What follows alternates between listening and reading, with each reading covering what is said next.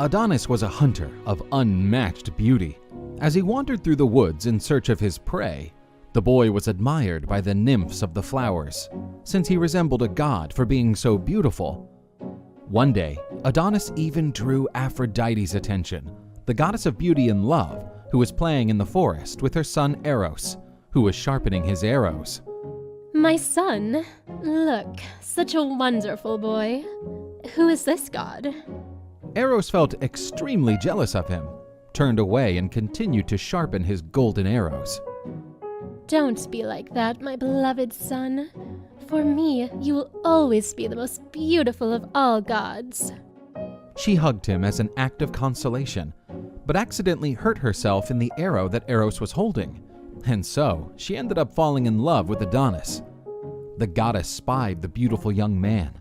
Incapable of resisting his charms, she decided to approach him. Who are you, beautiful god?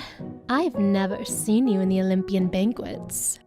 Adonis realized that such a beautiful woman could only be Aphrodite, the goddess of love. "I'm not a god, my lady. I'm just a humble mortal being." How can a mortal being be this beautiful? Said Aphrodite, as she got closer to him with a seductive glance. The sort that not even a god, let alone a mortal being, could manage to resist. She kissed him, and, from that day forward, the couple of lovers started to meet on a regular basis, and those were days of intense love.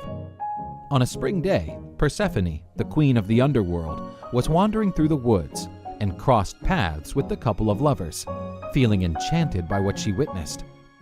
But she wasn't aware that Eros, the god of love, was ready to set one of his traps. He pierced her with one of his arrows, and the queen was now also in love with the boy. Make the most while you can, Aphrodite. But one day, this beautiful boy will be mine. Aphrodite started to constantly guard Adonis and asked him one thing. I know you love hunting, but please don't take chances with ferocious beasts. Promise me that. Don't worry, my love. I'll be careful. Aphrodite knew that Adonis would be only hers if he didn't jeopardize his own life. However, despite having tried to conceal his jealousy for Aphrodite, his other lover, Ares, the god of war, profoundly hated his rival and realized that the boy loved hunting as much as he loved Aphrodite, and so Ares plotted his vengeance. Adonis was walking through the woods looking for prey when he faced a powerful wild boar. Ares instigated the youngster's thirst for blood, and he ended up forgetting the promise he had made for not running unnecessary risks.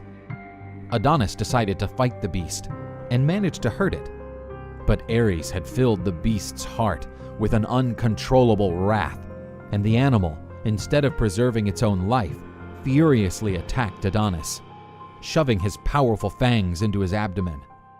Adonis was deadly wounded. Aphrodite ran to rescue him, but there was nothing she could do. He died in her arms.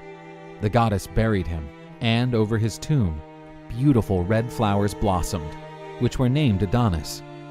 As the goddess wept, another one in the underworld was happily waiting for the most beautiful man who ever lived.